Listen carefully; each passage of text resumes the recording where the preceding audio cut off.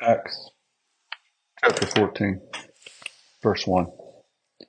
At Iconium.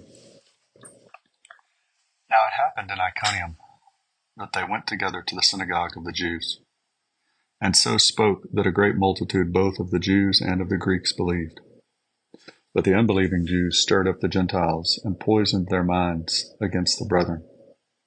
Therefore they stayed there a long time, speaking boldly in the Lord, who was bearing witness to the word of his grace, granting signs and wonders to be done by their hands.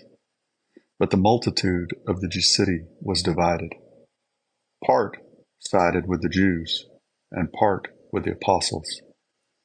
And when a violent attempt was made by both the Gentiles and Jews with their rulers to abuse and stone them, they became aware of it and fled to Lystra and Derbe, cities of Lycaonia, and to the surrounding region. And they were preaching the gospel there. Idolatry at Lystra.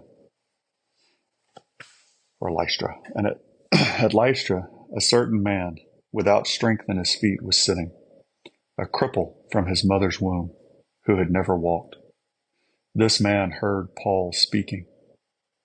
Paul, observing him intently and seeing that he had faith to be healed, said with a loud voice, "Stand up straight on your feet." And he leaped and walked.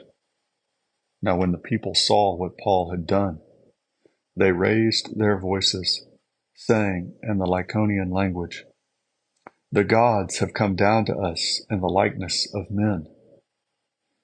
And Barnabas they called Zeus, and Paul Hermes, because he was the chief speaker. Then the priest of Zeus, whose temple was in front of their city, brought oxen and garlands to the gates, intending to sacrifice with the multitudes. But when the apostles Barnabas and Paul heard this, they tore their clothes and ran in among the multitude, crying out and saying, "Men, why are you doing these things?